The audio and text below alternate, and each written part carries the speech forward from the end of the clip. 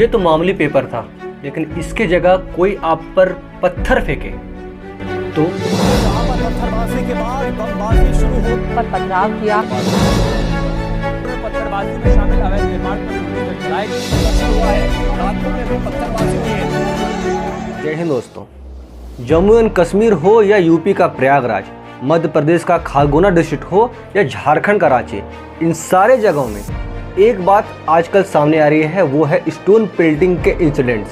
और अगर रिपोर्ट्स की माने तो पूरे जम्मू एंड कश्मीर में 2015 से 2017 के बीच 4799 केसेस स्टोन पेल्टिंग के रजिस्टर हुए हैं। मिनिस्ट्री ऑफ होम अफेयर्स से जब ये पूछा गया तो उनके हिसाब से 2018 में 703 और 2019 में 310 स्टोन पेल्टिंग के केसेस रजिस्टर हुए हैं। मैं आपको बताऊंगा कि इसके पीछे बहुत सारे कॉन्स्पिरेसीज भी हैं। इवन चिल्ड्रंस को यूज किया जाता है स्टोन पेल्टर्स के रूप। इंडियन डिफेंस रिव्यू में lieutenant general Prakash Katoch stone pelting issue पे स्पाइन चिलिंग फैक्ट्स रिवील करते हैं। As per the article, Jammu and Kashmir valley में अडल्ट्स को मंथली 5,000 से 7,000 और माइनर्स को स्टोन पेल्टिंग के लिए 7,000 से 7,500 रुपए तक का पेमेंट होता है। इन सब के पीछे लॉजिक ये रहता है कि इन सारे व्यक्तियों को ये लगता है कि माइनर्स जब स्टोन पेल्टिंग करेंगे तो जुवेनाइल जस्टिस एक्ट के बहुत सारे प्रोविजंस की वजह से इन पर बहुत सारे केसेस दर्ज नहीं होंगी, या अगर दर्ज होंगी भी तो इन पर पनिशमेंट बहुत कम होगा।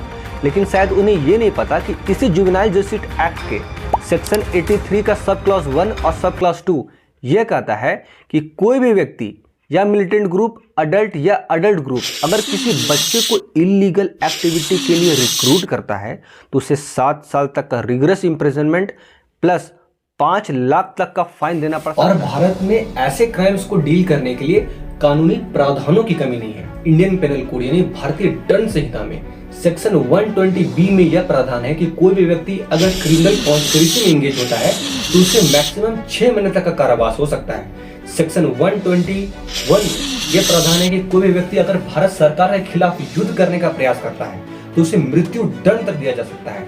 सेक्शन 321 से लेकर के 326 तक भारतीय दंड संहिता में यह कहता है कि अगर कोई भी व्यक्ति दूसरे व्यक्ति को किसी भी माध्यम से हर्ट यानी शारीरिक कष्ट पहुंचाता है तो उसे मैक्सिमम 7 साल तक का कारावास हो सकता है। यही नहीं, और भी बहुत सारे एक्ट्स हैं जैसे कि आर्म्स एक्ट और गैंगस्टर्स एक्ट। ये सारे कानून ऐसे मामलों को डील करते हैं। लेकिन ध्यान रहे कि भारत में कोई भी कानून पत्थरबाजी यानी कि स्टोन पेल्टिंग पर स्पेसिफिकली कोई पनिशमेंट की बात नहीं करता है। अगर हम वैश्विक स्तर पर देखें तो इजराइल, ऑस्ट्रेलिया, यूनाइटेड किंगडम और न्यूजीलैंड में पत्थरबाजी यानी कि स्टोन पेल्टिंग पर स्पेसिफिकली और बहुत ही स्ट्रिक्ट कानून है। जैसे अगर हम ऑस्ट्रेलिया की माने तो वहां पर स्टोन पेल्टिंग पर वहां पर क्राइम्स एक्ट है जो कि 5 साल तक का सजा का प्रावधान रखता है। यूनाइटेड किंगडम में इसी काम के लिए, इसी क्राइम्स के लिए 14 साल का सजा है। और यही क्राइम्स अगर यूनाइटेड किंगडम में होता तो वहां के पब्लिक ऑर्डर एक्ट 1986 के सेक्शंस के हिसाब से वहां पर 5 साल तक का कारावास हो सकता है। और इतना ही नहीं, यही क्राइम अगर इजराइल में होता तो वहां पर 20 साल तक का कारावास केवल पत्थरबाजी के क्राइम्स को लेकर। ऐसे इंटरनेशनल लेवल पर एक कंपैरेटिव स्टडीज करते हैं तो हमें यह पता चलता है कि वैश्विक स्तर पर इस मामले को कितना सीरियसली लिया गया। तो हमें यह एहसास होता है कि भारत में भी एक ऐसे कानून की आवश्यकता है जो कि ऐसे क्राइम्स को स्पेसिफिकली और स्ट्रिंजेंटली और ऐसे ही मामले को ध्यान में रखते हुए 2 कमेटी का गठन होता है, केटी थॉमस कमेटी और FS नरीमन कमेटी। इनके रिकमेंडेशंस पर इवन ऑनरेबल सुप्रीम कोर्ट ने damages of public and private property versus state of Andhra Pradesh and others में ये गाइडलाइंस जारी किया है कि गवर्नमेंट को एक ऐसा स्ट्रिक्ट कानून बनाना है जिसमें कंपनसेशन का भी प्रावधान हो।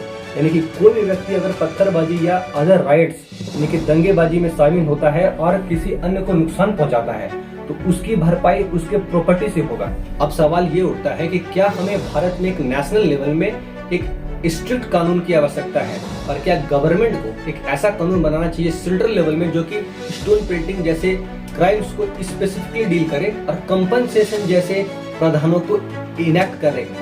हालांकि सेंट्रल गवर्नमेंट ने इस गाइडलाइंस को फॉलो करते हुए नेशनल लेवल पे एक ड्राफ्ट जरूर बनाया है, लेकिन इसे अभी तक पार्लियामेंट ने पेश नहीं किया। हालांकि और बता दूं कि यूपी गवर्नमेंट, पंजाब गवर्नमेंट और MP गवर्नमेंट ने इस गाइडलाइंस को फॉलो करते हुए बहुत सारे अध्यादेश यानी कि ऑर्डिनेंस को पारित किया है, जिसके माध्यम से वे लोग ऐसे क्राइम्स को रोकने के लिए कंपनसेशन उनके प्रॉपर्टीज यानी कि जो राइट्स कर रहे हैं उनके प्रॉपर्टी से डैमेज की वसूली करते हैं। अब सवाल ये उठता है कि क्या हमें भारत में एक नेशनल लेवल में एक स्ट्रिक्ट कानून की आवश्यकता है, और क्या गवर्नमेंट को एक ऐसा कानून बनाना चाहिए सेंट्रल लेवल में जो कि स्टोन पेंटिंग जैसे क्राइम्स को स्पेसिफिकली डील करे और कंपनसेशन जैसे प्रावधानों को इनेक्ट कर। जाते जाते आप कमेंट सेक्शन पे बताइए कि क्या भारत सरकार को ऐसे क्राइम्स को रोकने के लिए स्ट्रिक्ट कानून को बनाना चाहिए नेशनल लेवल पर, और क्या नेशनल लेवल पे जो कानून बनेगा उसमें सुप्रीम कोर्ट के गाइडलाइंस के हिसाब से कंपनसेशन जो कि उनके प्रॉपर्टी से लिया जाएगा,